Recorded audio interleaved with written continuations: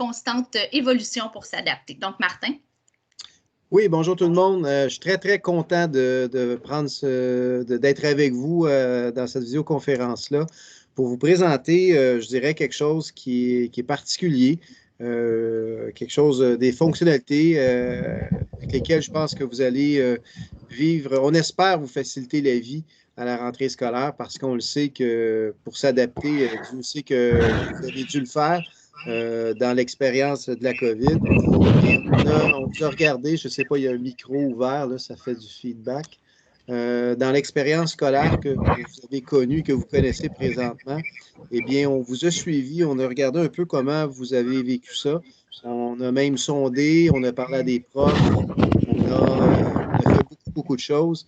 Et on a réfléchi aussi pour voir comment nous, de notre côté, on pouvait peut-être adapter nos contenus, mais surtout notre plateforme dans le contexte que le numérique prend beaucoup de place pour vous soutenir.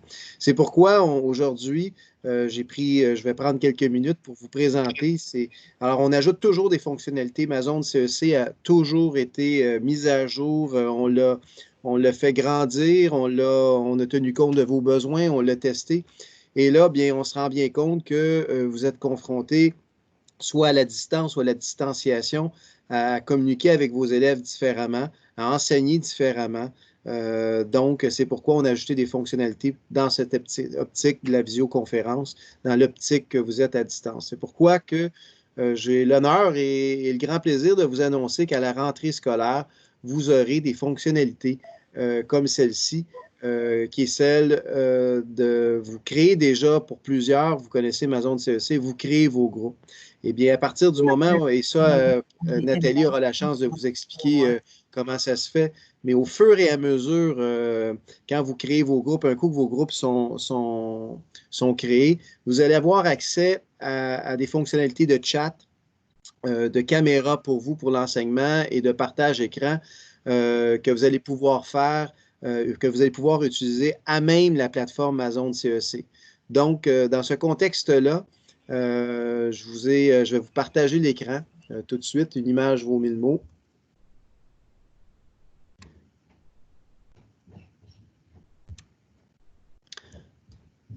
J'espère que vous voyez bien. On voit bien. Le partage ne fonctionne pas encore, Martin. OK. Et là? Ça semble s'en venir. Et voilà, ça y est. Bon. Excusez, c'était plus lent que d'habitude. Donc, vous avez le partage écran et vous voyez ici tout de suite, vous retrouvez dans le fond l'interface de ma zone. Mais à partir du moment où avec le groupe qui est déjà créé, là, vous invitez vos élèves par courriel ou vous êtes directement en live et vous décidez, vous avez dit à 13 h puis que vous présentez et vous connectez.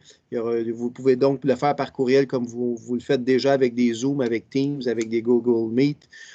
Donc, vous le faites et vous retrouvez vos élèves ici. Alors, c'est une maquette, hein, je vous montre des visuels. Vos élèves. Alors, dans cette classe-là, il y avait 30 élèves. Vous avez les élèves en surbrillance qui sont présents au cours et vous voyez que les élèves ont 3 options avec vous. Ils peuvent, bien sûr, chatter. Ils peuvent utiliser le micro et ils peuvent lever la main. Mais vous devez savoir que, et là, je vous présente l'interface de l'enseignant, parce qu'il y a aussi les interfaces élèves. Dans l'interface enseignant, vous avez plein contrôle sur le chat, sur le micro et sur le fait d'entrée et de sortie des élèves, parce que vous contrôlez vos groupes. Quelqu'un qui a une invitation puis qui transfère l'invitation, il n'y aura pas un autre élève qui pourra, d'une autre école ou autre chose, de venir dans votre groupe, puisque votre groupe, c'est vous l'avez créé et c'est l'authentification du compte qui fait que l'élève a accès. Alors, c'est une manière, c'est un des éléments, en tout cas, qu'on a constaté, partagé par vous, que ce contrôle-là serait bienvenu, compte tenu que vous êtes le seul à avoir le bouton d'activer et de mettre en sourdine tous les élèves. Et l'élève ne peut pas soudainement vous mettre en sourdine ou mettre en sourdine d'autres élèves. C'est vous qui contrôlez. Alors, voilà l'interface qui vous résume. J'essaie un visuel là, pendant votre session qui roule, vous êtes capable de voir vos élèves. Et ici, bien sûr, vous avez votre cahier et vous êtes capable d'enseigner. Vous avez bien sûr, quand je disais le chat, eh bien, vous voyez ici, il est possible via le chat, vous avez ici la zone pour fermer. Dans le fond, c'est une fenêtre qui se ferme et qui s'ouvre. Vous êtes en mesure de communiquer avec votre classe et écrire ici dans la zone texte s'il y a une question qui se pose pendant votre enseignement, vous pouvez y répondre. Donc, le chat est live et vous déterminez à quel moment il est actif ou pas. Autre élément que je vais vous montrer, c'est que dans cette plateforme-là, bien sûr, au fur et à mesure que vous êtes en ligne et que vous enseignez, il y a des notifications qui indiquent que, en réalité, votre élève vous a chatté un message. Ça, si vous êtes en plein écran, vous êtes capable d'activer pour voir les notifications. Ça sera une option que vous activez ou pas, parce que les notifications, c'est toujours quelque chose qu'on aime diriger. Pour l'enseignant, vous avez 3 modes. C'est vous qui décidez le mode que vous utilisez. Il y a un mode caméra, il y a un mode partage écran, il y a un mode session de travail. Et ces 3 modes-là, c'est vous qui le contrôlez et selon vos intentions. Vous allez comprendre les différences entre les 3 modes parce que je vais vous montrer maintenant le côté élève qui va vous donner une bonne idée de ce que ça veut dire. Eh bien, le mode caméra, partage caméra, c'est le mode où vous prenez la place dans ma zone de l'interface et c'est vous qui est bien sûr avec votre caméra, vous enseignez, vous expliquez, vous faites ce que vous voulez. Bref, mais c'est la caméra directe, vous, face à votre visage, ce que vous montrez à la caméra, qui apparaît. Alors, c'est assez simple et bien sûr que le chat est toujours possible et en même temps, dans le mode caméra, tout est possible. Vous pouvez quand même chatter en même temps, donc répondre directement avec votre groupe classe. Vous le savez, pendant que je change l'interface, que dans ma zone CEC, les groupes, vous pouvez créer votre groupe standard, mais il est possible de faire aussi d'autres groupes. Un même élève peut être dans plusieurs groupes. Si jamais vous décidez de faire un groupe de travail ou un groupe d'élèves un peu plus en difficulté, il est possible de le faire. Il y a aussi le mode, je dirais, partage écran. Eh bien, à ce moment-là, vous vous retrouvez dans le coin gauche en haut. L'élève peut toujours avoir l'option de réduire l'image ou pas, mais il vous entend toujours. Et vous êtes capable de présenter ce que vous voulez. Ici, vous avez l'interface du cahier, mais ça pourrait être une théorie zoomée. Ça pourrait être aussi, comme dans tous les systèmes de visioconférence, ça peut être un site web, ça peut être un document à l'externe, ça peut être ce que vous voulez. C'est le même fonctionnement que ce que vous vivez présentement quand vous utilisez un Zoom ou un Teams lorsque vous partagez l'écran. Donc, vous avez bien sûr l'opportunité d'aller choisir tous les documents et les contenus dans votre ensemble didactique, mais ça peut être aussi vos documents personnels et à l'externe. Vous avez aussi, donc ça c'est le mode, donc j'ai montré le mode caméra, là je vous ai montré le mode de partage écran. Dans le mode partage écran, vous avez, je n'ai rien d'autre à dire, vous connaissez bien. Le mode qui se distingue peut-être dans la plateforme Amazon CEC et que vous allez certainement apprécier, j'en suis convaincu personnellement, puisque c'est peut-être une contrainte qu'on vit tous quand nous utilisons ça, c'est le mode session de travail. Qu'est-ce que ça veut dire, le mode session de travail? Eh bien, dans votre enseignement, ça veut dire que l'élève, pendant que vous êtes là en train d'expliquer avec la caméra, l'élève est capable de travailler soit à faire des exercices interactifs, ou soit à répondre à des questions dans son cahier, ou soit, bref, travailler directement comme il le fait normalement quand vous n'y êtes pas, mais il peut le faire accompagné avec vous. Donc, si vous avez une activité dirigée ou vous avez une explication à donner, il est possible pour vous toujours de le faire et le chat est toujours disponible, sachez-le, par la fenêtre à droite. Alors, c'est un mode qui évite de sortir, d'ouvrir, d'aller dans une autre plateforme et de perdre un peu le pouls avec l'environnement, au moment où on est dans tout ça. Alors, vous restez dans ma zone, l'élève reste dans ma zone, il peut travailler ses choses et il peut vous voir, bien sûr. Alors, voilà un peu ce qu'on vous propose et toutes ces fonctionnalités-là, oui, pour la formation à distance, mais aussi en distanciation, parce que même si vous avez un groupe restreint en classe, et il est possible, et par contre, on essaie d'éviter les manipulations, tout ça, vous pouvez communiquer en chat avec vos élèves, vous pouvez partager des documents. Parce qu'il y a une chose que ma zone CEC fait, dans ce optique-là, et c'est de même qu'on le réfléchit, c'est que ces nouvelles fonctionnalités-là vont mettre en valeur d'autres fonctionnalités qui étaient méconnues dans le passé.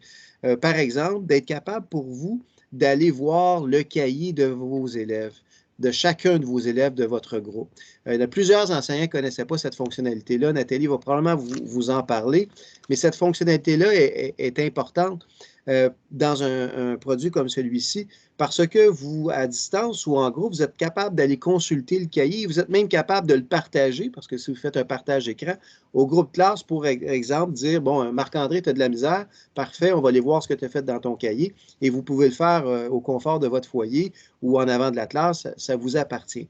Mais cette fonctionnalité-là était méconnue dans le passé et je vous dirais, depuis la COVID, plusieurs enseignants l'ont découvert et ont trouvé ça vraiment très pratique dans le contexte.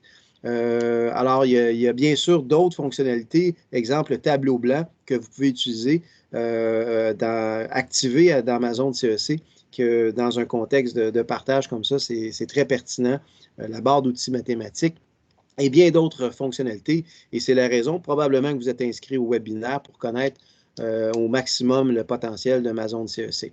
Alors, mais cette décision-là, je ne vous le cacherai pas, avant la COVID, on n'avait pas décidé de faire ce développement-là, mais on a voulu vraiment adapter la plateforme à votre nouvelle réalité. Puis on s'est dit, de toute façon, il y a quelque chose qui va rester de toute cette expérience-là, qu'elle soit malheureuse, mais en bout de ligne, vous allez apprendre à faire autre chose ou développer d'autres façons de faire aussi.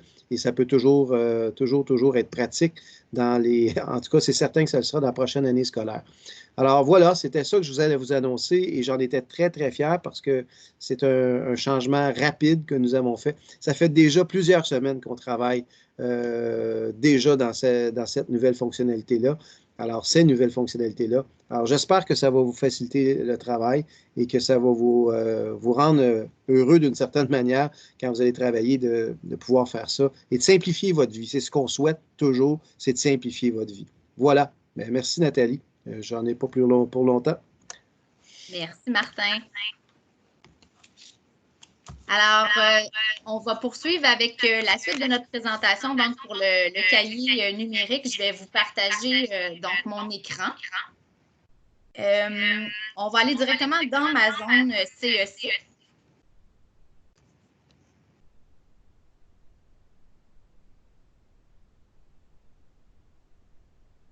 Donc, ce ne sera pas bien long. On va activer le tout.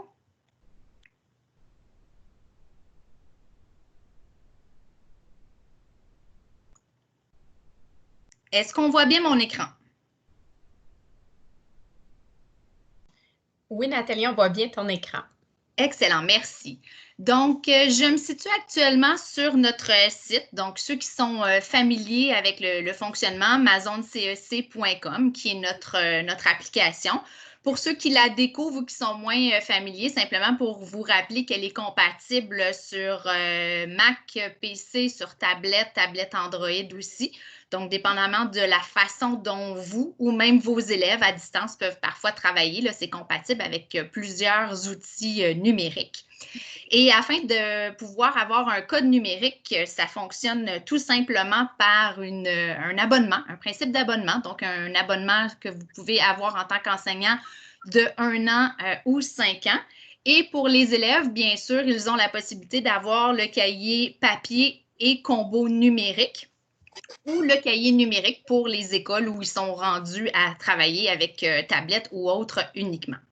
Votre code enseignant, c'est très simple. Il vous est envoyé lors d'une commande par courriel. Vous recevez un code d'activation à 8 lettres et vous avez simplement dans notre plateforme qu'à vous créer un compte, nom d'utilisateur, mot de passe en suivant les étapes tout simplement.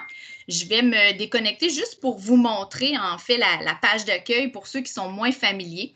Donc, on arrive sur la page d'accueil. Si on n'a pas de compte, on peut cliquer sur « Inscrivez-vous maintenant ». Si j'ai déjà un compte, bien, tout simplement d'entrer mon nom d'utilisateur et mon mot de passe. J'en profite pour vous dire en même temps que le compte que vous créez, oups, j'ai voulu faire deux choses en même temps, vous parler et le faire. Le compte que vous créez, ce qui est intéressant, c'est qu'il est valide En fait, ad vitam aeternam, c'est-à-dire qu'en si vous vous créez un compte l'an prochain, vous avez encore ce même compte-là. Et c'est la même chose pour vos élèves. Sachez qu'en secondaire 1, par exemple, s'ils se créent un compte, tout au long de leur parcours scolaire, ce nom d'utilisateur-là et mot de passe va pouvoir les suivre. Ils ne seront pas obligés de se recréer un compte à chaque année. Et j'en profite pour le mentionner parce qu'on se rend compte des fois qu'on oublie, hein, on en a tellement des noms d'utilisateurs et des mots de passe, à un moment donné, ça en fait beaucoup. Mais j'en profite pour vous le mentionner. Vous pouvez donc simplement cliquer sur « J'ai oublié mon utilisateur ou mot de passe » si jamais la mémoire vous faisait défaut. Et c'est la même chose pour les élèves afin qu'ils puissent utiliser tout au long de leur parcours scolaire le même compte. Sans plus tarder, je vais entrer donc dans un cahier numérique. Là, je suis en français en ce moment, mais sachez que peu importe la matière qui est ciblée, le fonctionnement pour les outils numériques pour fonctionner avec un cahier numérique sera le même. Je suis actuellement dans un compte enseignant, raison pour laquelle vous allez voir cahier corrigé, les composants de la collection. Les composantes vont varier un petit peu d'une collection à l'autre, mais vous allez toujours avoir des onglets qui vont vous spécifier en fait le contenu de chacun. Donc, si j'entre dans mon cahier corrigé, en tant qu'enseignant, c'est de la façon dont j'ai accès pour projeter donc mon cahier et avoir accès en même temps au corrigé. Donc, j'y suis. J'ai toujours ma barre d'outils qui va m'accompagner, donc que je peux déplacer, que je peux placer, minimiser pour masquer, pour éviter de cacher mes pages, que je peux placer aussi à la verticale si je souhaite. Donc, j'ai différentes possibilités. J'ai aussi différents modes d'affichage. Actuellement, je vous projette, puis vous devez voir que c'est assez petit dans la projection. Pour un besoin personnel, je vous le présente actuellement en 2 pages, mais j'ai l'option de changer mon mode d'affichage à tout moment selon ce que je préfère ou selon l'utilisation dont j'ai besoin. Si c'est une utilisation à distance ou une utilisation en classe au TNI, par exemple. Actuellement, je suis en mode agrandi en demi-page. Je pourrais être en page pleine ou en double page comme c'était le cas au tout départ. À tout moment, même si c'est petit, vous avez un zoom qui me permet simplement de faire la sélection de ce que je souhaiterais agrandir. Et à ce moment-là, en ayant fait ma sélection, mon zoom va s'appliquer directement dans la page. Donc, si je veux travailler une partie de texte, un problème mathématique, une photo en univers social, donc une carte par exemple, j'ai l'option de simplement venir agrandir la sélection que j'ai faite. Vous avez toujours dans les outils classiques que j'appelle le crayon. Donc, vous avez différents choix de couleurs, différents choix de traits. Vous avez la même chose au niveau du surligneur également, différents choix de couleurs et différents traits. Souvent, en présentation, on nous demande pourquoi utiliser ces outils-là alors que si je suis effectivement en classe au TNI, j'y ai accès. Bien, sachez que l'avantage, c'est que ce que je vais noter dans la page, et surtout à distance, ça va être encore plus intéressant pour vous, c'est que ce que je vais noter au besoin, ou encercler, ou surligner si j'utilise un surligneur, c'est que ça va rester dans la page. Donc, même si je change de page pour aller continuer une explication, faire une démonstration, si j'ai besoin de revenir, ce que j'aurai annoté sera toujours présent dans ma page et je pourrai le retrouver.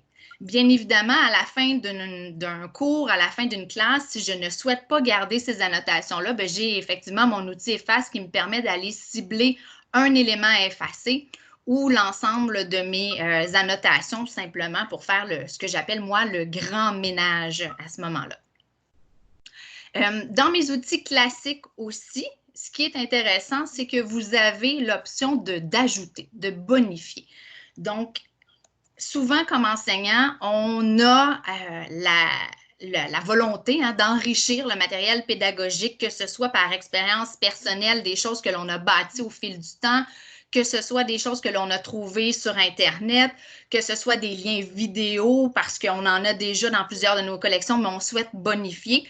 Vous allez retrouver donc sous la petite punaise ici, donc ajouter, l'option d'ajouter un texte.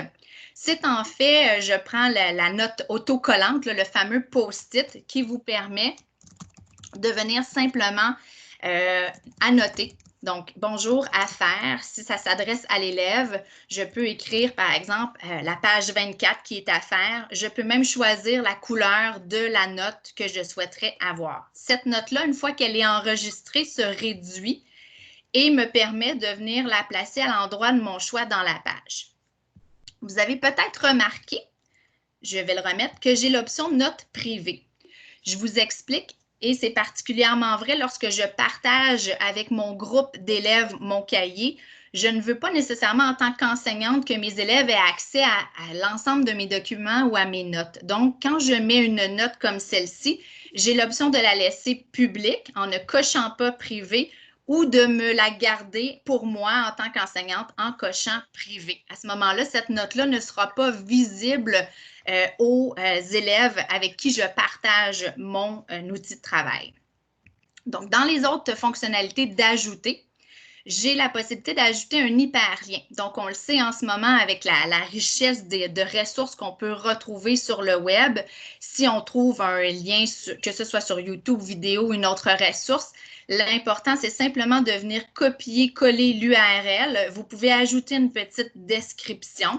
Et par la suite, vous pourrez simplement, si je fais la note de la maison d'édition, choisir une couleur d'annotation et je pourrai sauvegarder cet hyperlien-là dans la page.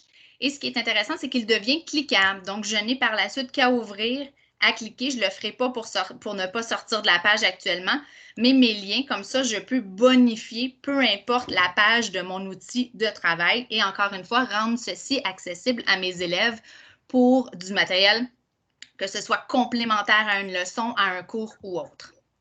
Finalement, vous avez donc aussi la possibilité d'ajouter un enregistrement audio, surtout pour les enseignants de langue, que ce soit espagnol, anglais ou autre, ça peut être très pertinent, ou même des fois pour une explication. Ça a une durée d'environ 1 minute, donc on ne peut pas faire un très long discours, mais par contre, ça peut amener une précision si on souhaite.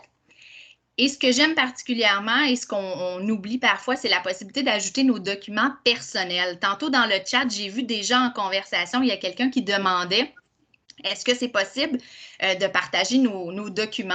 Donc, vous avez l'option avec cet outil-là d'ajouter un document personnel, que ce soit du Word, du PDF. Vous avez bâti un PowerPoint, par exemple.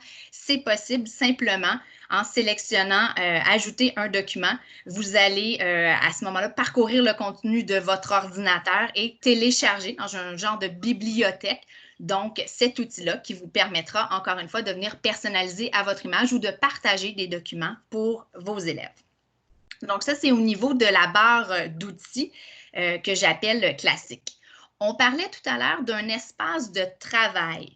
Donc, vous avez ici, dans le menu supérieur, un espace de travail qui est blanc, tout simplement, sur lequel, si on a besoin de se noter des choses, de donner une explication à l'élève sans avoir à écrire par-dessus notre cahier, mais vous avez l'option de simplement activer cette page de travail, cet espace de travail.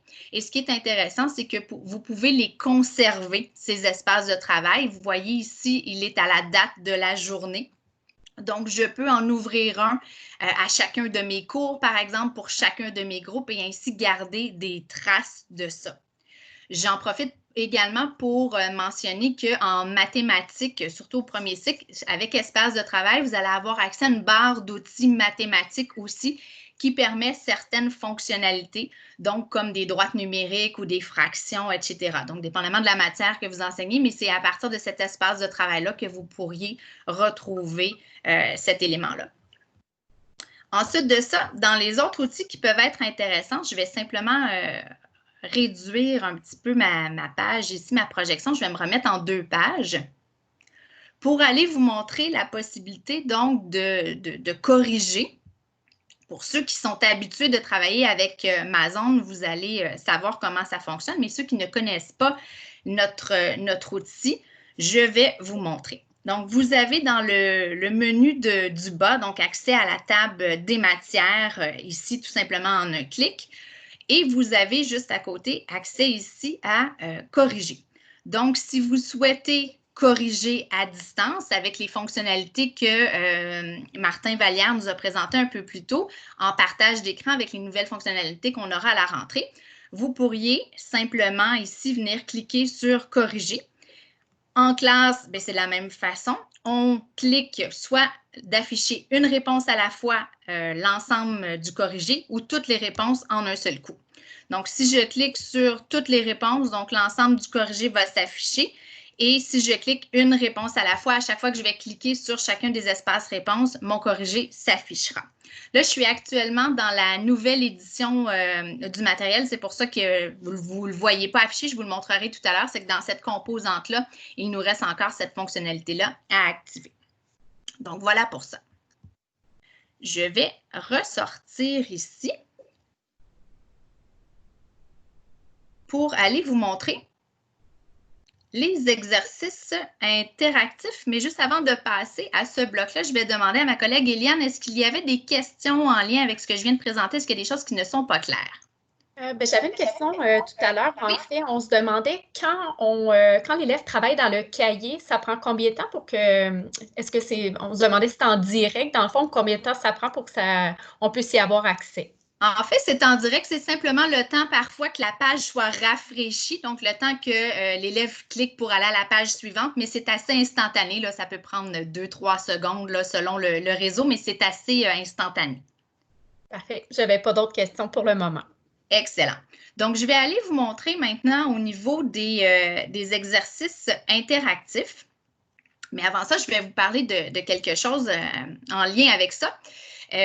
C'est la création de groupes. Parce que pour être en mesure de faire tout ce que je viens de vous montrer, de travailler à distance, de pouvoir montrer à nos élèves le contenu de notre cahier ou pour l'élève de pouvoir voir ce qui est à l'intérieur du cahier, je dois avoir au préalable créé un groupe.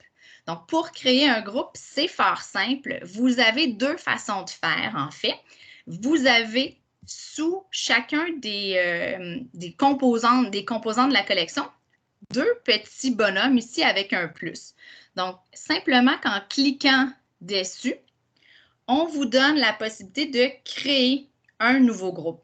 Ici, vous voyez groupe atelier parce que pour le besoin de la cause, bien évidemment, j'avais déjà créé un groupe. Mais si je souhaitais en créer un autre, j'ai simplement qu'à cliquer. Je viens donner un nom à mon groupe. Donc, par exemple, si je voulais l'appeler groupe test, et je n'ai qu'à faire créer tout simplement. Lors de la création du groupe, on me génère une clé d'accès. Cette clé d'accès-là, vous pouvez la noter, mais elle ne s'autodétruira pas, ne vous inquiétez pas, il y a moyen toujours par la suite de la retrouver. Mais c'est cette clé d'accès-là que l'on va fournir aux étudiants, à nos élèves de notre groupe. Par exemple, vous êtes enseignant, vous avez 4 groupes classes. Donc, je pourrais créer un groupe classe pour mon groupe 33, par exemple, un autre pour mon groupe 34, un autre pour mon groupe 35, etc. Donc, pour avoir pour chacun de mes cohortes, donc, un groupe différent et ainsi leur donner la clé d'accès. C'est lorsque je fais cette action-là que je vais joindre autant mon contenu à moi en tant qu'enseignant que ce que l'élève a afin que les deux, j'appelle ça se parler, pour que moi, en tant qu'enseignant, je puisse voir dans le cahier de l'élève ou dans ses exercices interactifs, est-ce qu'il a fait le travail, demander les résultats qu'il a obtenus, c'est ce qui me permet d'aller voir. Et autant pour l'élève, de pouvoir voir si j'ai ajouté du contenu vidéo, par exemple, si j'ai ajouté des documents ou si j'ai donné une tâche à faire. Donc, cette étape-là, elle est bien importante. C'est par ici, donc, la création du groupe. Je vous disais qu'il y avait une autre façon de le faire. Je reviens rapidement juste dans ma barre d'outils parce que c'est très simple à faire. Vous avez le même pictogramme. J'étais passée par-dessus tantôt volontairement. Vous avez le même pictogramme, les deux petits bonhommes. Si je passe ma souris dessus, on appelle vue de groupe. Donc, lorsque je viens cliquer, c'est la même chose. Je peux tout simplement avoir accès au groupe, celui que j'avais créé pour l'atelier, celui que je viens tout juste de créer avec vous, et je pourrais en créer un autre. Fait que les deux chemins d'accès sont autant valides un que l'autre pour pouvoir utiliser la ressource. Et comme je vous disais, c'est l'étape clé pour que la classe à distance où moi, comme enseignant, je puisse voir dans le cahier de l'élève. Et tantôt, je vais aller voir dans un compte élève pour vous montrer comment l'élève va joindre le groupe. Mais là, je vais rester pour éviter de me promener dans ma bibliothèque à moi comme enseignant. Donc, supposons que mon élève ait joint ce groupe-là. Il a été super assidu, il a bien suivi les étapes, il a créé son groupe, il a activé son produit et puis il a joint avec la clé d'accès que je lui ai donnée. Si je lui avais donné, par exemple, un travail à faire dans mon cahier, donc je vais aller ici dans mon cahier. Donc, particulièrement, si je choisis, je vais la page 79, par exemple, ici, la page a peu d'importance. C'est vraiment juste pour vous montrer. Donc, admettons que j'avais donné cette page-ci à faire en devoir ou en travail. Je n'ai qu'à venir donc sélectionner dans ma barre d'outils le groupe. Donc, dans ce cas-ci, j'avais donné ce travail-là à réaliser à mon groupe atelier. Donc, je peux activer. Et je vais venir voir si mes élèves ont effectivement fait le travail. J'attire votre attention sur ici le petit menu déroulant, flèche de gauche, flèche de droite. Vous voyez, j'ai la mention « Mon livre ». Mon livre, bien évidemment, il m'appartient à moi en tant qu'enseignante. Par contre, si je déroule les flèches, voyez-vous, j'ai changé ici, je suis dans le livre d'une étudiante. Je suis dans le livre d'Éliane, ma collègue qui a bien voulu se prêter au jeu. Et là, si je regarde, je m'aperçois, Éliane, elle n'a pas été super assidue encore. Le devoir que je lui avais donné, une chance, elle a jusqu'à mercredi, là, mais il n'est pas fait encore. Fait qu'Éliane, ça veut le faire à temps. Il va falloir qu'elle se dépêche un petit peu. La date limite n'est pas passée, mais il n'est pas fait encore.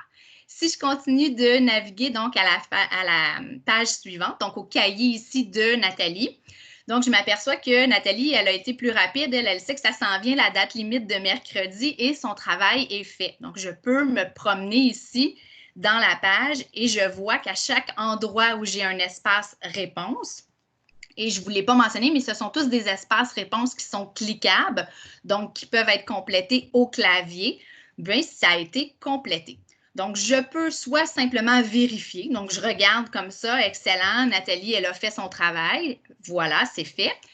Mais j'ai aussi la fonctionnalité, si je le souhaite, de venir corriger, donc d'une façon plus spécifique. Donc, par exemple, ici, si je viens cliquer sur l'espace réponse, j'ai la possibilité donc de noter le travail fait par mon élève. Si je lui mentionne donc que c'est bon, j'ai simplement qu'à confirmer. Et à ce moment-là, vous remarquerez que l'encadré devient vert pour mentionner qu'effectivement, c'est une bonne réponse. Pour le besoin de la cause, je pourrais, même si la réponse elle est bonne dans ce cas-ci, je pourrais noter que c'est incorrect. Donc, à ce moment-là, je viens confirmer et l'encadré devient rouge. Mon élève ne pourra pas remodifier à ce moment-là la réponse, c'est figé. Par contre, si je souhaite que mon élève puisse modifier par la suite la réponse alors que c'est une erreur, je n'ai qu'à cliquer « À refaire ». Et j'ai même la possibilité de commenter le travail qui a été fait. Bon, dans ce cas-ci, ça va bien, c'était juste une petite réponse, mais disons dans un texte, je pourrais mettre qu'il manquait d'informations. Et je viens simplement cliquer. Voyez-vous, mon encadré s'est mis en jaune et j'ai un petit icône avec des lignes ici qui indique à l'élève que non seulement c'est incorrect, mais en plus qu'il a un commentaire qui est joint à sa correction. Donc, c'est sûr que ce n'est pas tout le monde qui va nécessairement utiliser cette fonctionnalité-là. Parfois, on souhaite juste rapidement valider est-ce que le travail est fait ou pas. Mais vous avez jusque-là, en fait, cette possibilité-là avec ma zone, avec le cahier numérique de l'élève, la possibilité de venir corriger d'une façon beaucoup plus spécifique et fort simplement, comme je vous disais, en naviguant tout simplement d'un cahier à l'autre de l'élève.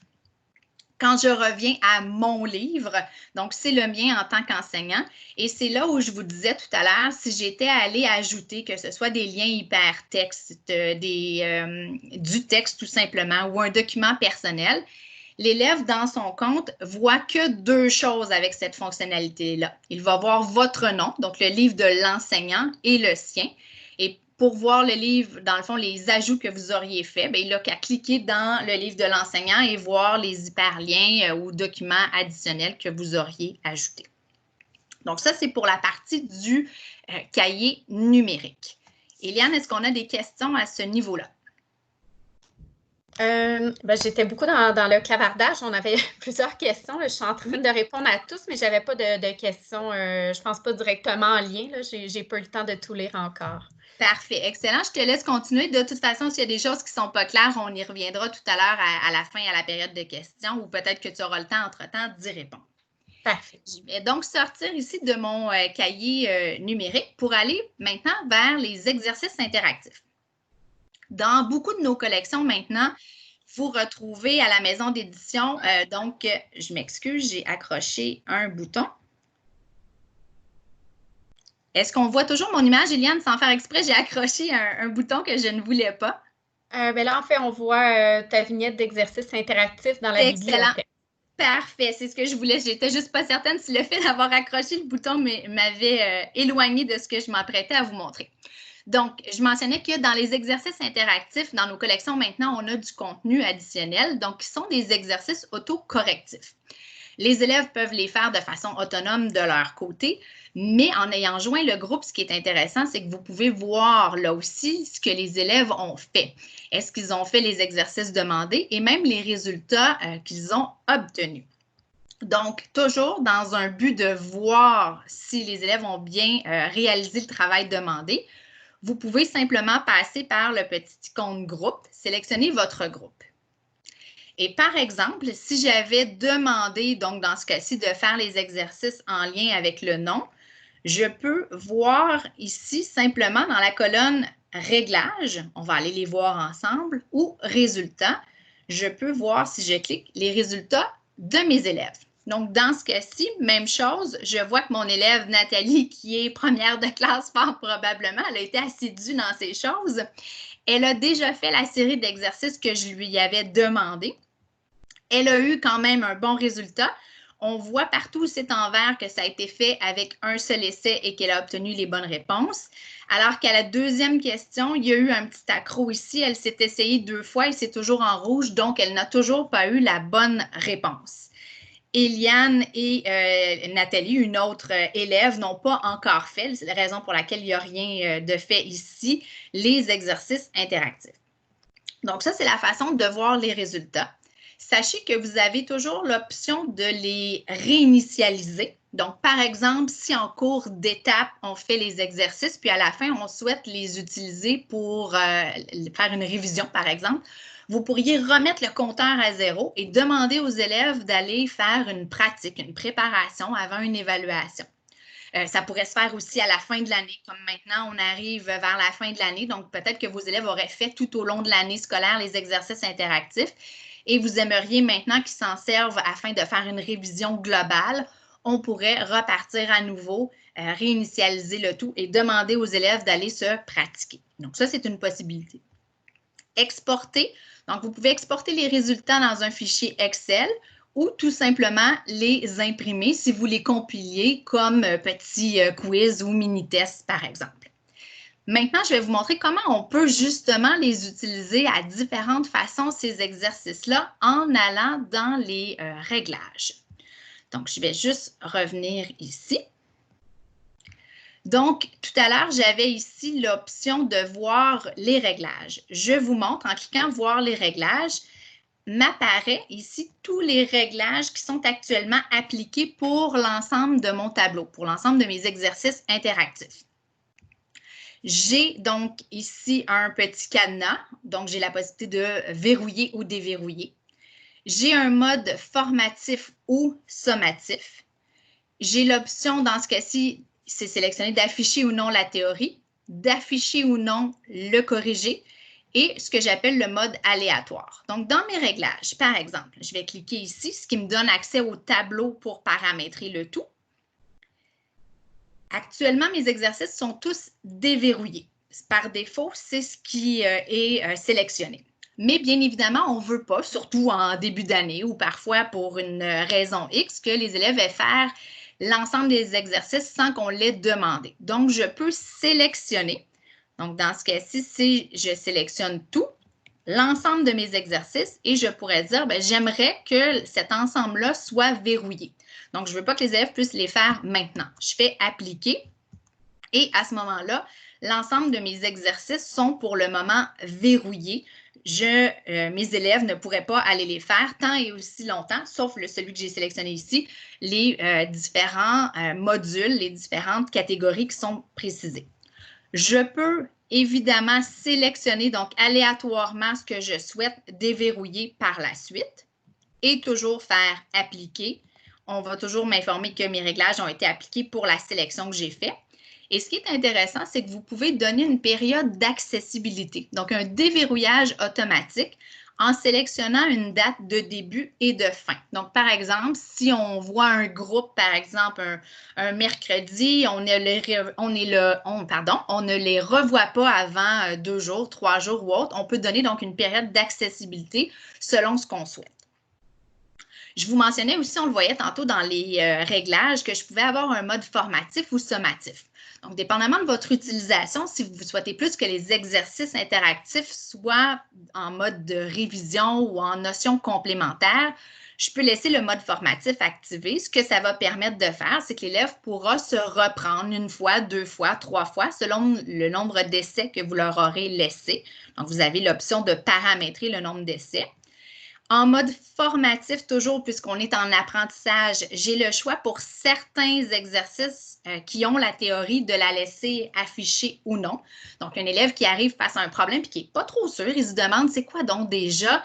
Bien, la théorie peut lui donner une information complémentaire et non pas la réponse.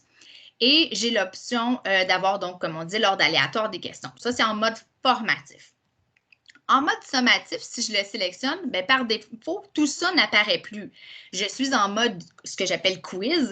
Donc, le nombre d'essais par obligation, il est à 1. L'élève n'a évidemment pas l'option d'afficher le corrigé. La théorie n'est plus accessible et je n'ai pas la possibilité pour l'élève donc de se reprendre pour la question, puisque dans les résultats, vous aurez un genre de mini-quiz et je fais appliquer les réglages tout simplement. Donc, c'est mon panneau ici qui me permet de gérer le tout à distance et qui s'applique aux élèves qui ont joint mon groupe pour la suite des choses. Eliane, est-ce qu'on a des questions par rapport à cette fonctionnalité? Écoute, il y a beaucoup de questions via le chat, fait que j'ai pas tout à fait le temps d'écouter exactement ce que tu es en train de dire, je dois t'avouer. Bien, il n'y a pas de problème, je comprends. Ouais. Ça fait beaucoup de choses à gérer en même temps. J'ai 2 questions, par exemple, pour toi sur, oui. En tout cas, des choses que tu as abordées tout à l'heure. Est-ce qu'il y a une limite en termes de quantité de données qu'on peut ajouter, comme des documents PDF et des liens vers Google Drive? En fait, tant que non, pour le moment, on n'a pas de limite. Je vous dirais, on a fait le test, il y a des fichiers assez lourds qu'on a ajoutés et pour le moment, la plateforme, peut-être qu'éventuellement, on aura à mettre une limite, mais pour l'instant, non, il n'y a pas de limite en termes de données là, qui est hébergée par la plateforme. Puis, une autre question, est-ce que c'est possible d'ajouter des membres sans attendre, disons, que l'élève ait utilisé son code? Est-ce qu'on va pouvoir faire ça un peu comme dans la plateforme actuelle, voyons, excuse-moi, j'ai un blanc pour la plateforme pour Teams. Est-ce qu'on peut faire ce type d'option-là? Pour être vraiment sécurisé, ça doit vraiment passer par la clé d'accès du groupe. Donc, l'élève c'est vraiment sur invitation, c'est la clé du groupe qui permet à l'élève de joindre. Je ne peux pas juste ajouter comme ça un élève tout simplement parce qu'on veut garder évidemment l'environnement sécurisé là, pour les élèves. Parfait. Il n'y a pas d'autres questions pour l'instant. Je vais continuer à lire le fil. Excellent. Bon, moi, je vais poursuivre. Je vais sortir ici. Donc, ça faisait le tour pour le volet exercice interactif. Donc, pour ce volet, si vous souhaitez le faire, comme on disait, à distance, que les élèves le font actuellement, peut-être même déjà pour vous de la maison, si vous voulez paramétrer puis voir leurs résultats, c'est la façon de fonctionner. Ensuite de ça, je vous avais dit tout à l'heure qu'on irait voir dans le compte d'un élève pour voir, lui, l'élève, qu'est-ce qu'il voit quand il veut joindre votre groupe ou ce qu'il a à faire. C'est ce qu'on va faire actuellement. Je vais donc arrêter mon partage d'écran un petit instant pour que vous puissiez, pas vous, mais pour que je puisse, me diriger directement dans le compte élève. Alors, je me dirige dans le compte élève. Ce ne sera pas bien long.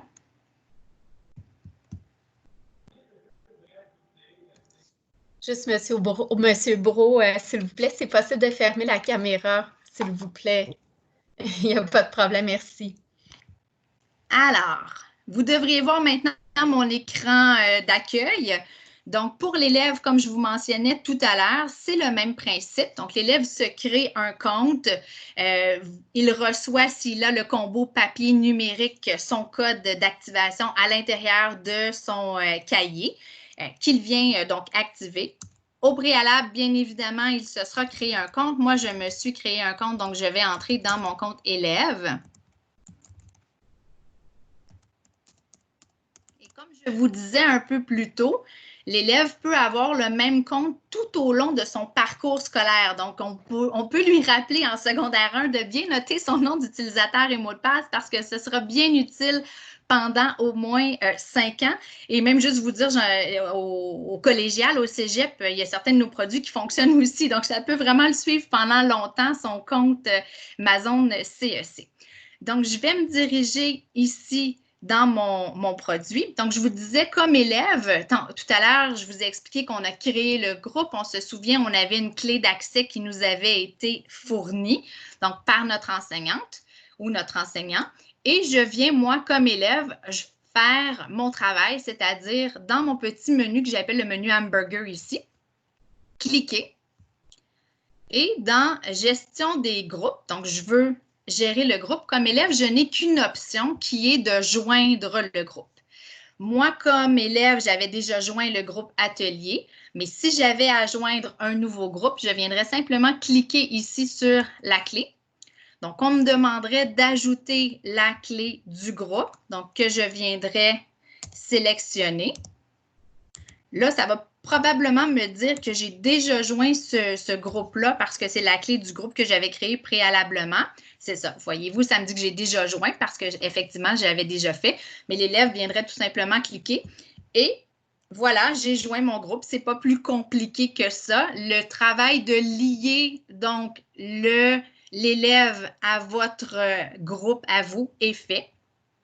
C'est aussi simple que ça. Et à partir de maintenant, l'élève qui viendra donc dans ses exercices interactifs, compléter donc le travail que je lui aurai demandé, pourra par la suite me transmettre. Donc, je pourrai voir ses résultats. Et voyez-vous ce que moi, dans mon compte enseignant, j'ai verrouillé tout à l'heure. Donc, les réglages que j'ai appliqués, l'élève les voit automatiquement. Donc, j'avais verrouillé certains des exercices ici. Vous les voyez, donc les cadenas qui sont activés et qui m'empêchent donc d'accéder pour l'instant. Donc, ça veut dire que l'enseignant ne me donne pas l'autorisation d'aller faire cette portion-là. J'ai donc peut-être en travail à faire la suite des choses pour lesquelles je pourrais accéder. Donc, je n'aurai qu'à cliquer à venir compléter les réponses. Et comme quelqu'un l'a demandé tout à l'heure, là, je vais vraiment faire n'importe quoi. Là, je vais juste le faire. J'appuie sur « Corriger ». Et instantanément, c'est aussi vite que ça. Si je ressors, si mon enseignant allait maintenant vérifier à l'instant où on se parle dans le tableau, il verrait que pour ce que je viens de faire, j'ai obtenu une mauvaise réponse dans l'action que je viens de poser. Donc, c'est aussi rapide que ça pour les gens qui se questionnaient tout à l'heure. C'est assez instantané. De la même façon que si j'allais dans mon cahier faire une page que l'enseignant me demande. Donc, tout à l'heure, j'avais en devoir la page 79. Donc, je suis ici à la page 80. De la même façon, si je venais compléter dans mes espaces réponses les différentes questions, aussitôt que j'ai terminé, que je sors de mon cahier ou que je change de page, mon enseignant est en mesure à l'instant même d'aller voir à la page 80 et de vérifier si effectivement j'ai fait le travail demandé ou non, et il sera en mesure de corriger tout simplement. Moi, comme élève, là, je suis actuellement, si vous voyez dans mon livre, voyez-vous, j'ai la mention « Mon livre », donc je sais que je suis dans mon cahier comme élève. Et sachant que mon enseignant ou mon enseignante m'ont transmis de la documentation, qu'on m'a demandé d'aller vérifier s'il y avait des hyperliens, des documents d'ajouter ou autres, pour le faire, j'aurais simplement qu'à utiliser la flèche de droite ou de gauche. Et voyez-vous, j'aurai juste accès à 2 choses, mon livre à moi et celui de mon enseignante. Et je pourrais à ce moment-là, si elle m'avait dit, par exemple, dans ce cas-ci, c'est une enseignante, si elle m'avait dit, va voir à la page 80, j'ai ajouté un hyperlien. Si ça avait été fait, je retrouverais ici l'hyperlien. Ou si j'avais un document Word, par exemple, qui aurait été ajouté, je le retrouverais ici. C'est comme ça qu'on fait le lien entre les deux, tout simplement. Donc, en gros, rapidement, sans trop vous inonder d'informations, ça fait le tour là, des principales fonctionnalités. Juste vous dire, je vais arrêter le partage, puis je vais réactiver en même temps ma caméra. Vous allez pouvoir donc me voir. Juste vous dire, ce qui est intéressant aussi, de plus en plus avec la réalité des élèves en difficulté, je ne vous ai pas mentionné, mais notre plateforme, elle est maintenant compatible avec les fonctionnalités comme WordQ ou autres. Donc, lorsque les élèves commandent le cahier numérique, c'est dans notre plateforme comme vous l'avez vu aujourd'hui.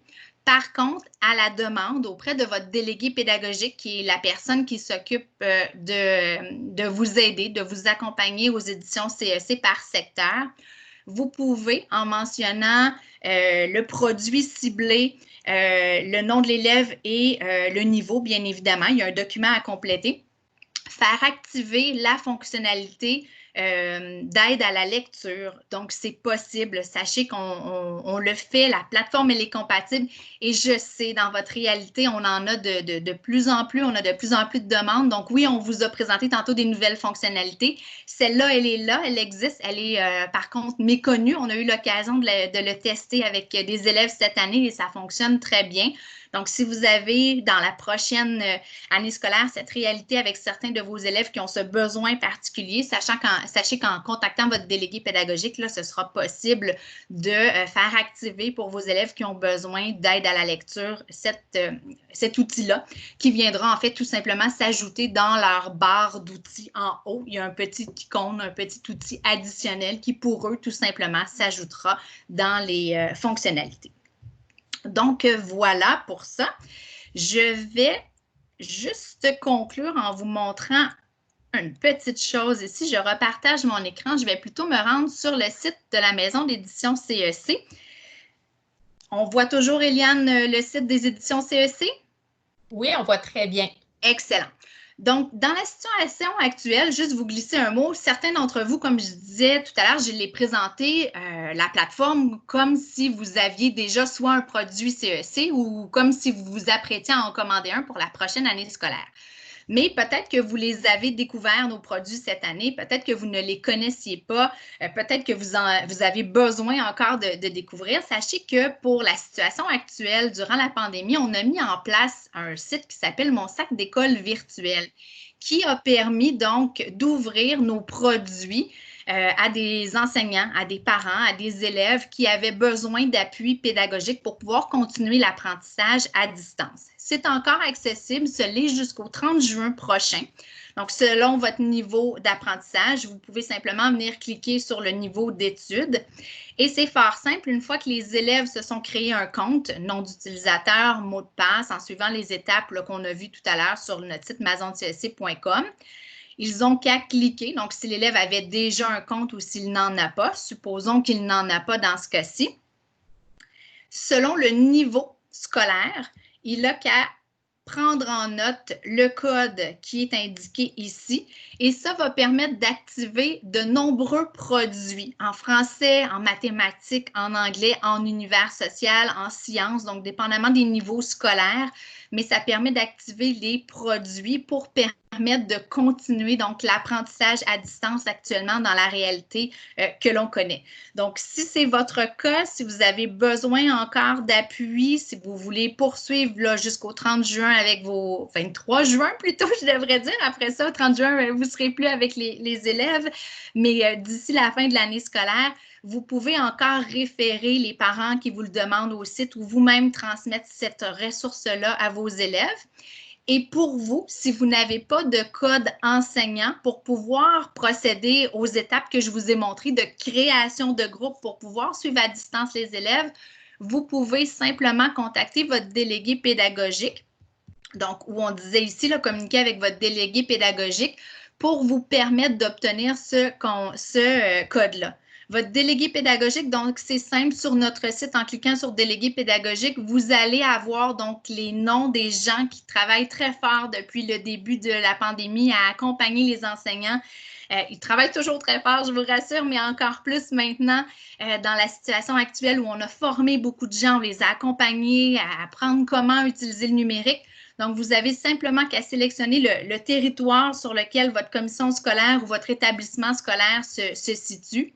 Bien évidemment, par la suite, la commission scolaire et la personne mentionnée va apparaître là, et vous pourrez ainsi trouver votre délégué pédagogique, le joindre soit par téléphone ou par courriel. Je vous recommande fortement le courriel. On est souvent beaucoup plus rapide de cette façon-là. Donc, voilà pour ça.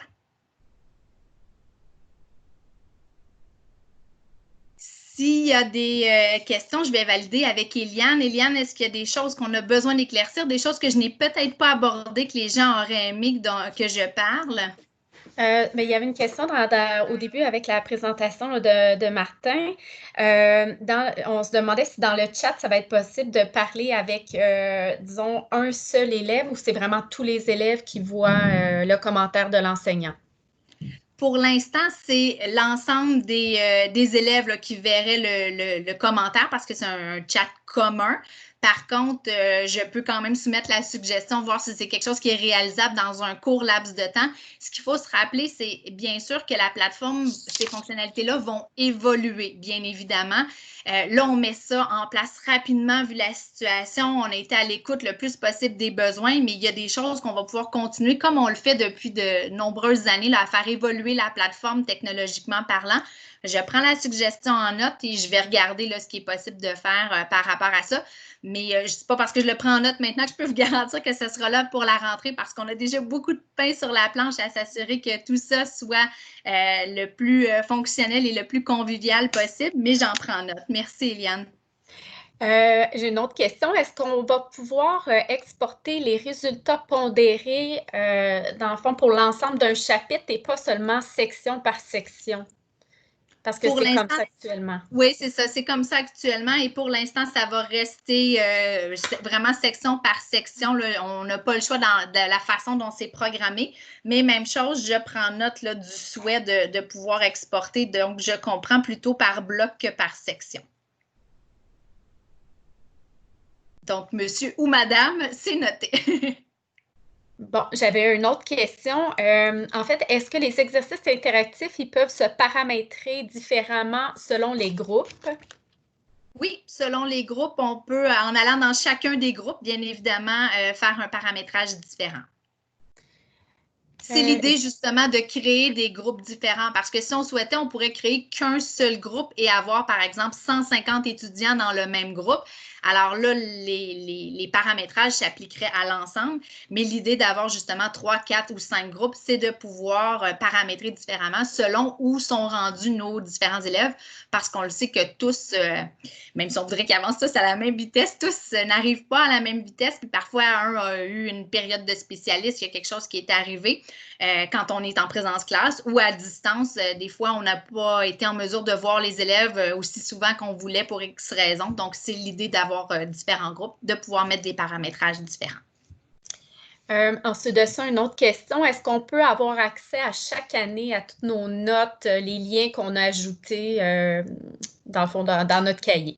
Oui, bien, c'est une excellente question. Effectivement, je vous rassure tout de suite, même si vous prenez, par exemple, un abonnement d'1 an, que vous mettez beaucoup de travail à bonifier votre matériel, à ajouter des notes, à surligner, à ajouter des documents, au bout de l'abonnement d'1 an, si vous oubliez, admettons, là, on est un peu débordé en ce moment, tout le monde, on a de la boue dans le toupette avec tout ce qui se passe, la secrétaire n'est pas là, on a de la difficulté à la joindre, on oublie de faire la commande, par exemple. Bien, la plateforme, elle tombe ce qu'on appelle en dormance. Donc, tant et aussi longtemps que je n'ai pas réactivé mon code, mes données sont là, mais elles sont en dormance. Et quand je vais venir réactiver mon code pour le même produit, ça doit être le même produit, bien évidemment, tout ce que j'avais annoté, surligné ou ajouté va se réactiver dans mon compte. Donc, il n'y a pas de risque, il n'y a pas de peur. Ce qu'on fait ne sera pas perdu à ce moment-là. Ça reste plutôt en dormance tant et aussi longtemps qu'on ne réabonne pas ou réactive pas notre code. Et si on a un abonnement de 5 ans, par exemple, il n'y a pas de problème. Ça va se poursuivre là, tout au long des 5 années dans lesquelles je vais travailler sur ma plateforme, mon outil de travail. Il y a plusieurs questions, là. Je vais t'en dire une autre. Ça ne sera pas bien long. Est-ce que, dans le fond, les questions, on avait répondu. Ça aussi. Bon, en fait, il y avait une question, là, je peux également répondre sur le chat à certaines, là, mais si l'élève a oublié les coordonnées de son compte, est-ce qu'il en crée un nouveau? Non, c'est ça qu'on voulait éviter tout à l'heure et c'est ce que je mentionnais. Je peux peut-être vous le remontrer en faisant le partage d'écran. Autant que possible, on veut éviter que l'élève se recrée ou même vous-même un nouveau compte à chaque fois que vous l'oubliez parce que c'est là où ça devient mélangeant et là, les élèves sont perdus par la suite. C'est pas facile si on fait ça. Donc, je vais juste, là, j'étais dans mon compte, je vais me déconnecter via le petit menu hamburger qui est ici. Donc, quand je suis déconnectée, voyez-vous, j'ai oublié mon nom d'utilisateur ou mon mot de passe. Donc, quand je clique ici, j'ai la possibilité simplement d'aller retrouver en inscrivant mon courriel comme tout compte ou plateforme que l'on crée. L'important, c'est que l'élève se souvienne du nom de l'adresse courriel qui a été utilisée. Des fois, on peut en avoir 2 ou 3. Là, on peut s'essayer avec nos adresses courriel qui existent, mais à ce moment-là, on renvoie un lien pour réinitialiser le nom d'utilisateur et le mot de passe. Donc, autant que possible, on essaie de dire aux élèves là, dans le fond, d'utiliser cette fonctionnalité-là pour éviter justement qu'ils se ramassent avec 2, 3 ou 4 comptes. Parce que vous allez voir, c'est là où vous avez des élèves qui vous appellent et qui vous disent « J'ai tout perdu, ils sont en panique, ils ne comprennent pas. » Mais le 3/4, je vous dirais même 99% du temps, ils n'ont rien perdu. C'est simplement qu'ils sont dans le mauvais compte et on se rend compte parfois qu'ils en ont 2, 3, 4. Et là, on part à la chasse à savoir le produit, il est dans quel compte pour finalement, on peut vous aider au soutien technique. On a un service d'aide qui peut le faire, mais c'est que l'élève perd du temps puis vous aussi essayez de trouver tout ça. Donc, un seul compte, c'est beaucoup plus facile à gérer. Ensuite de ça, est-ce que c'est possible de voir le tableau blanc au moment où l'élève écrit dessus et faire des corrections en temps réel? On n'est pas rendu là encore pour le moment. Ça va être possible, vous, comme enseignant, de pouvoir partager ça, de pouvoir montrer en temps réel ce que vous faites dans votre outil de travail à vous en partage, mais pas en temps réel du côté de l'élève, malheureusement. Par contre, si on était en 1 à 1, un élève, un enseignant, oui, si l'élève nous partage son écran, par exemple, mais malheureusement, pas pour le groupe, pas en temps réel de cette façon-là. On n'est pas rendu là technologiquement parlant. Est-ce qu'on peut se mettre en mode élève pour voir ce qu'il voit? On peut se remettre en mode élève, certainement. J'y étais là tout à l'heure, mais je vais le refaire. En fait, il n'y a pas une grosse différence entre le mode élève et le mode enseignant. Je vais juste réactualiser ma page puisque je voulais réinitialiser mon compte et que je n'en ai pas besoin. Ça ne sera pas bien long. Voilà. Donc, je me connais. Oui? Je ne sais pas si je me trompe, j'ai l'impression que la question, c'était peut-être quand, je ne suis pas certaine, mais de quand on est dans le compte enseignant, est-ce qu'on peut voir ce que l'élève voit? Je ne suis pas certaine de suivre à ce moment-là. Je m'excuse. Ouais. Ben, je ne suis pas certaine, là, en fait. Je ne sais pas si Mme Plourde veut écrire sur le chat, c'est Mme Chantal Plourde, mais je ne suis pas certaine, soit parce que si on va aller voir dans le compte de l'élève, bien sûr, il faut rentrer le nom d'utilisateur et le mot de passe de l'élève pour entrer dans son compte, mais ce n'est pas possible de le faire directement, l'accès de l'enseignant. Non, c'est ça. Ben, en fait, si on veut voir dans le cahier de l'élève qui a joint notre groupe, comme j'ai montré tout à l'heure, si on est directement dans le groupe, je peux aller dans le cahier en naviguant là, avec les flèches de droite ou de gauche dans le cahier. C'est la façon de faire. Mais sinon, il faut vraiment être connecté dans le cahier de l'élève. Si on a bien compris la question, si jamais ce n'était pas tout à fait de la question, on prendra quelques minutes là, à la fin pour répondre à micro ouvert, peut-être si c'est plus précis.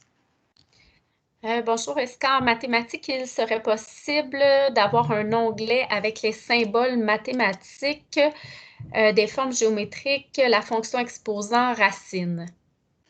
Écoutez, c'est quelque chose qui nous a été demandé, effectivement. Je sais qu'en mathématiques, ce n'est pas toujours évident au niveau du cahier numérique. Au niveau du développement, ce n'est pas quelque chose en ce moment qui est prévu. Par contre, j'en prends note. Malheureusement, ce n'est pas évident pour nous de venir intégrer le tout, mais je le note et je réitère la demande, là, certainement. Peut-on voir les outils mathématiques? En fait, oui, j'en prends note. Si la personne veut bien rester là, à la fin, j'irai voir là, avec la barre d'outils mathématiques, mais je vais devoir me connecter dans un autre compte pour pouvoir le faire.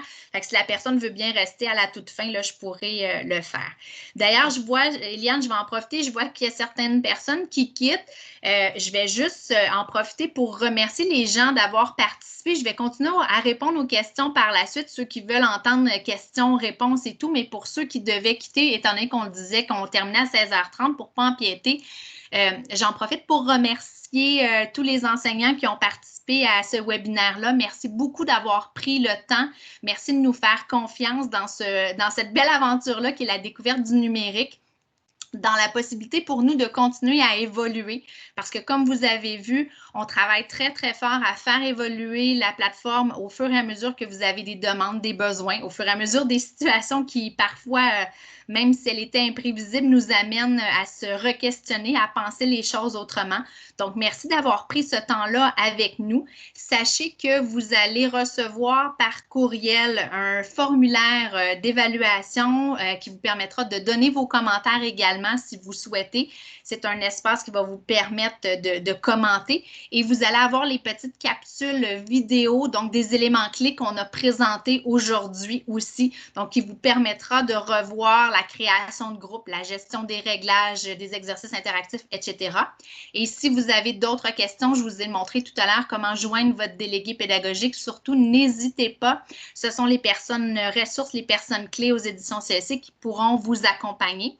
D'ailleurs, j'en profite pour vous mentionner qu'à la rentrée scolaire, bien évidemment, ces gens-là seront en poste pour vous aider dans l'application de la nouvelle réalité numérique. On offrira aussi d'autres webinaires pour vous accompagner dans tout ça, mais sinon directement, soit par Teams ou par d'autres plateformes, ce sera possible de contacter votre délégué ou par courriel ou téléphone pour pouvoir vous accompagner dans tout ça. Donc, un grand merci à tous. Ceux qui souhaitent quitter, vous pouvez tout simplement fermer l'application et ceux qui souhaitent rester avec nous, vous êtes les bienvenus. On va continuer à répondre aux différentes questions. Merci beaucoup. Donc, Eliane, excuse-moi, je voulais juste m'assurer que les gens qui vous souhaitaient quitter soient bien à l'aise de le faire s'ils ne souhaitaient pas rester là avec nous. C'était une excellente idée. J'essaie de retrouver le fil parce que là, tout le monde quitte. Donc, dans le fil de conversation, là, ça a bougé. Donc, je dois juste retrouver. On était rendu dans les questions.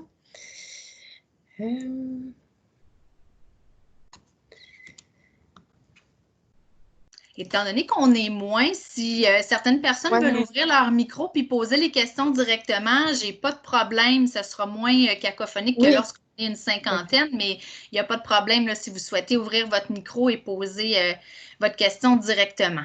Je vois Mme Bilodeau là, qui a levé la main. Si vous voulez ouvrir votre micro, il n'y a pas de problème. Oui, bonjour. Moi, j'avais appelé la représentante. J'attends des nouvelles concernant les évaluations, les tests. Je n'ai jamais vu d'évaluation. Pour quel produit, quelle matière, quel niveau? Moi, c'est en mathématiques secondaire 1. OK. Donc, c'était pour la collection Horizon, j'imagine? Oui. D'accord. Bien, si vous voulez, directement sur notre site Internet des éditions CSC, vous avez notre zone démo, puis il y a déjà des documents reproductibles qui sont déjà là, disponibles pour consultation. Donc, si vous voulez, je peux vous montrer rapidement, là. Donc, si vous allez donc sur notre site ici, je reviens.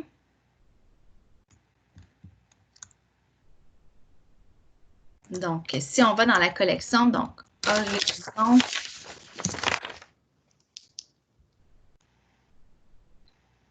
Voilà, et c'est comme ça pour toutes nos collections. Là, je le montre en mathématiques, mais si vous êtes enseignant d'une autre matière et vous souhaitez voir un extrait numérique, là, vous avez l'option de voir des extraits de notre collection. Donc, vous avez ici la présentation, le webinaire de notre webinaire qu'on a eu directement sur la collection. Et juste ici, sous l'onglet « Voir un extrait », vous pouvez cliquer et c'est comme ça, comme je vous dis, pour les enseignants de d'autres matières, là, dans la plupart de nos collections plus récentes, on a les extraits numériques de cette façon-là. Donc, en cliquant sur « Voir un extrait numérique », ça vous permet de voir la collection. Puis, voyez-vous, vous avez des extraits de fiches reproductibles, de vidéos, des images interactives, des exercices interactifs, donc des composantes du guide pédagogique qui sont là. Donc, vous pouvez aller explorer cet aspect-là. Parce que comme c'est une nouvelle collection, c'est sûr que tout n'est pas encore disponible. Là, notre équipe continue à travailler très fort pour qu'à la rentrée scolaire, tout soit complété, mais on vous a déjà mis des extraits là, de documents directement ici. OK. Est-ce que ça vous va? Ça se trouve être des évaluations dans Reproductible? Là, je ne pourrais pas vous dire si tout y est. Je sais que vous avez certaines fiches. Normalement, on met toujours un exemple d'évaluation, effectivement. Je crois que c'était une révision. Je pourrais vérifier s'il y a une évaluation qui est disponible, mais je vous dirais comme c'est mentionné, si elle n'est pas là, ça se peut qu'il y ait des choses qui ne soient pas encore complétées. Votre délégué pédagogique, si vous voulez simplement lui faire un petit rappel par rapport à ça, on pourra reprendre votre courriel ou à la fin, si vous voulez, dans le chat, juste nous laisser votre courriel, on pourra vérifier pour vous recontacter avec l'information. OK, ben j'attends seulement après ça pour voir si je choisis votre matériel. D'accord, bien, assurez-vous de nous laisser votre adresse courriel dans le chat avec évaluation, là, la mention évaluation, on saura que c'est à vous qu'on doit fournir l'information. OK, merci beaucoup. Bien, merci à vous. Est-ce qu'il y avait d'autres questions? Je ne vois pas toutes les mains levées. Attendez, je vois une autre personne. Madame Genet, je crois. Oui, bonjour. Moi, je suis enseignante de mathématiques en secondaire 5.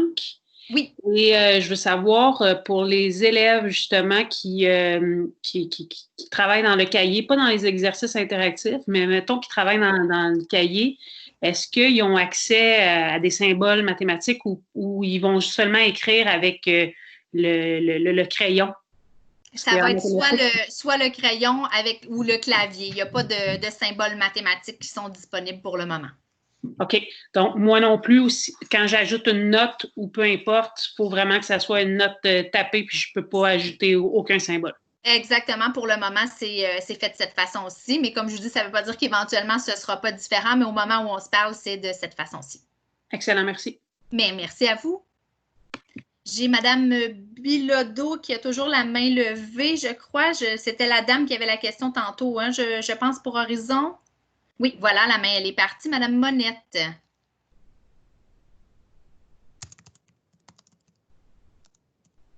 Madame Monette, vous aviez la main levée. Est-ce que vous voulez ouvrir votre micro, poser votre question?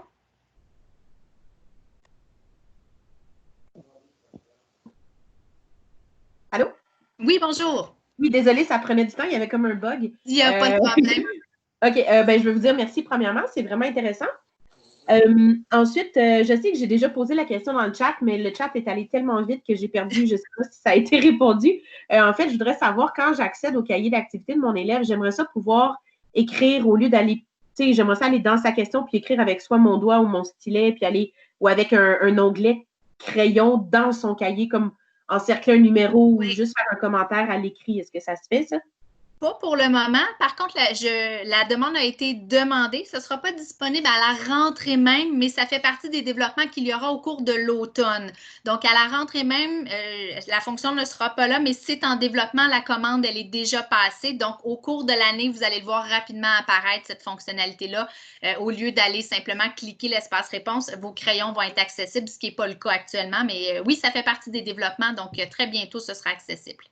Parfait. Ben, je vous remercie beaucoup. C'était vraiment beau votre projet. Merci. Ben, merci. Excellente fin d'année scolaire à vous. Merci. Madame Giasson, Caroline. Oui, bonjour. Moi, Bonjour. je travaille avec la collection Vision en 5e secondaire. Oui. En CST, il y a des exercices interactifs. Oui. Et pour les maths et SEM, il n'y en a pas. Est-ce que c'est prévu qu'il va y en avoir de créer et d'ajouter dans l'année à venir? Écoutez, je vais vérifier. On avait regardé cet aspect-là, mais je n'ai effectivement pas eu la réponse par rapport à ça. Pouvez-vous vous-même, en fait, non, en notant votre nom, je vais avoir votre adresse courriel dans les inscriptions. Je me note ça, Mme Giasson, puis je vais vous revenir par courriel directement. Merci beaucoup pour votre présentation. C'était très intéressant. Ça me fait plaisir. Excellente fin d'année scolaire à vous. À vous aussi. Est-ce que j'ai d'autres mains levées? Oui, moi, je pense que vous ne voyez pas ma main. Non, c'est ça, je ne les vois pas tous. Au nombre qu'on est encore, je ne vois pas tous. Madame Robert, bonjour. Oui, en fait, c'est moi qui avais écrit tout à l'heure pour les outils mathématiques. Vous aviez dit de rester à la fin, vous les montrez. Oui. S'il vous plaît. Alors, certainement, je vais repartager mon écran. Donc, je vais simplement me changer, comme je vous disais, de collection pour aller vous le montrer. Est-ce que c'est possible de prendre point de mire pour nous le montrer? Oui, bien c'est ça, c'est celui-là que je dois prendre exactement. Le 2, si c'est possible. Ça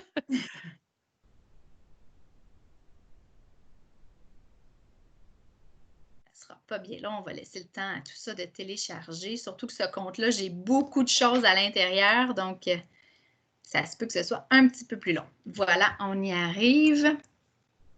Donc, on a dit point de mire. Et la commande, le 2. Alors, allons-y.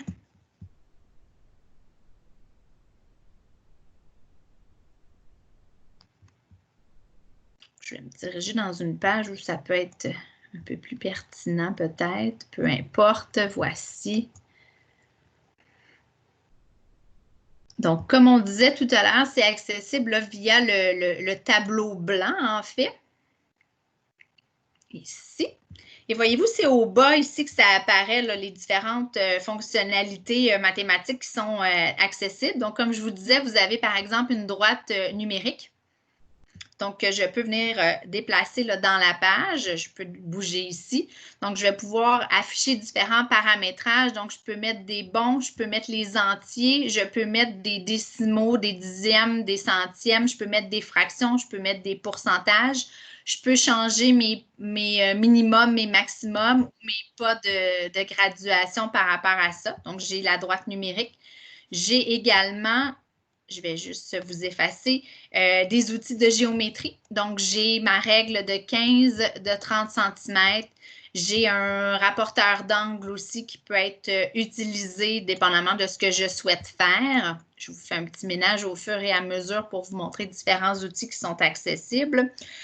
Vous avez bien évidemment le plan cartésien, encore une fois avec les outils de paramétrage où je peux venir changer les coordonnées, les pas de graduation. Je pourrais changer aussi pour avoir un seul cadran dépendamment de ce que je souhaite voir ou avoir les 4 cadrans. Donc, je peux changer ici là, mes pas, mes minimums, etc. Donc, j'ai ça aussi dans ma droite mathématique.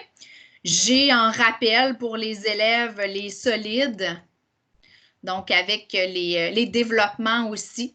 Donc, je peux montrer donc, les faces, les sommets, les arêtes. Je peux faire le développement là, du solide aussi. Au niveau de la boîte, là, excusez, ici, est-ce que je vais pouvoir le faire bouger? Voilà, excusez mon petit tableau masque. Mais je peux donc faire le développement ici comme ça.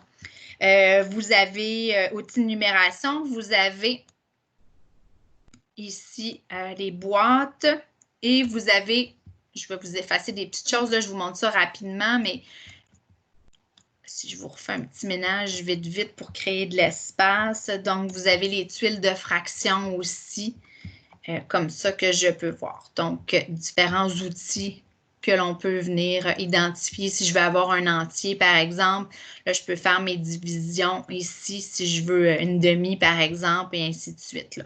Donc, ce sont des outils quand même de base, mais qui permettent au premier cycle, surtout, je vous dirais, là, de venir faire de la révision, travailler dans le plan cartésien, les droites numériques, certaines notions de géométrie, ou même... par exemple, en ce moment, on sait très bien qu'avec les élèves de 6e année, si vous êtes au premier cycle, il y aura peut-être des petits ajustements à faire au niveau des notions qui auront été vues. On a les tableaux de numération, on a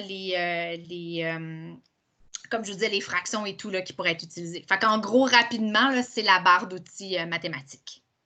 Merci beaucoup. C'est vraiment très puissant ce que vous utilisez. Même dans Notebook, on n'a pas tout ça, on n'a pas les solides. Merci pour la présentation. Puis nous, on a décidé de faire le saut l'an prochain, puis on n'est vraiment pas déçus. Je suis en train de tester en ce moment avec mes élèves, puis un gros merci. Bien, ça me fait plaisir. Je suis bien contente d'entendre ça. Je vous souhaite une excellente fin d'année scolaire. Merci. Merci.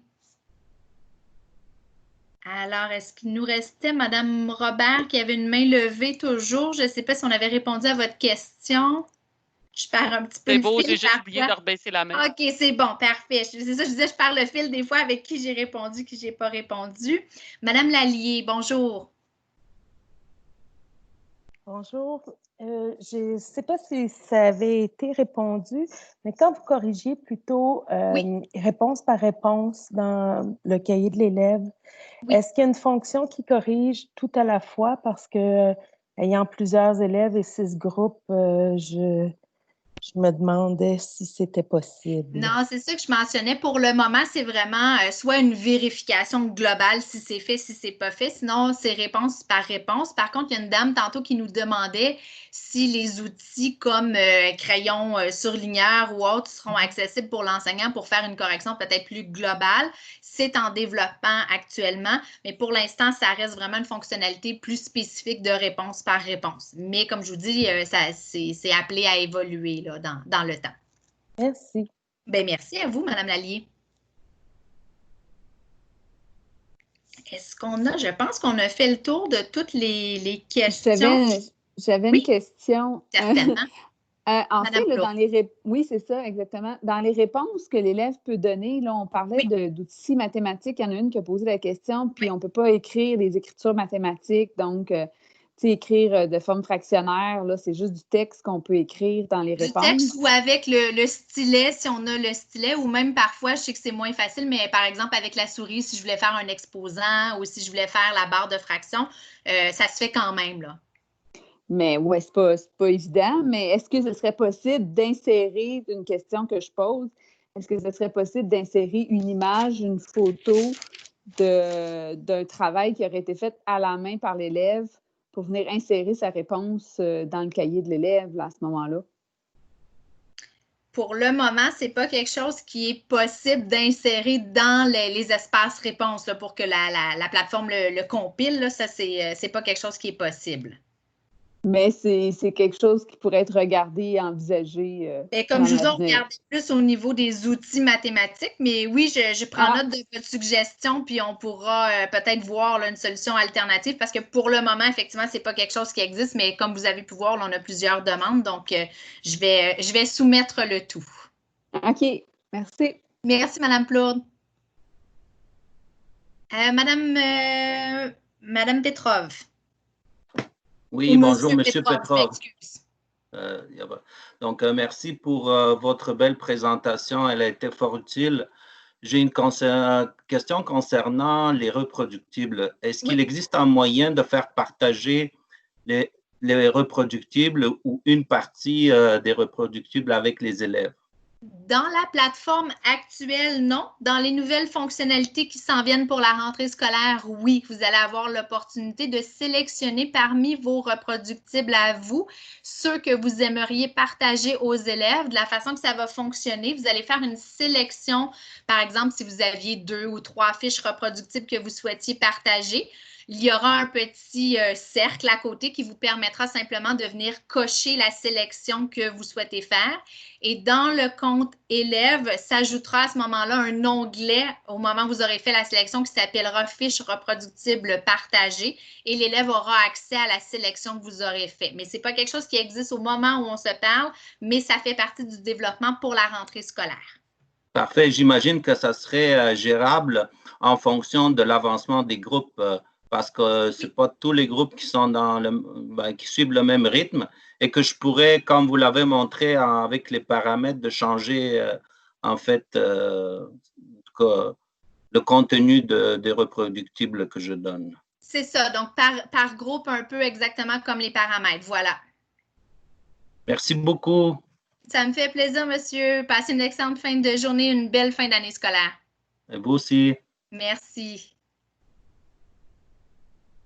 Bien, je crois que ça fait le tour. S'il n'y a pas d'autres questions ou s'il y en a d'autres, n'hésitez pas. Mais s'il n'y en a pas d'autres, je vous réitère mon souhait de bonne fin de journée. Puis je vous remercie à nouveau d'avoir participé. Avec cette belle échange, on voit que les gens sont enthousiastes, ils ont hâte de travailler avec les belles ressources que l'on a actuellement et celles qui s'en viennent. Donc, nous aussi, on est bien contents de voir que vous appréciez tout le travail là, qui est fait derrière ça. Donc, à nouveau, je vous remercie. Puis, je vous invite tout simplement là, à vous déconnecter s'il n'y a pas d'autres questions. Merci bien.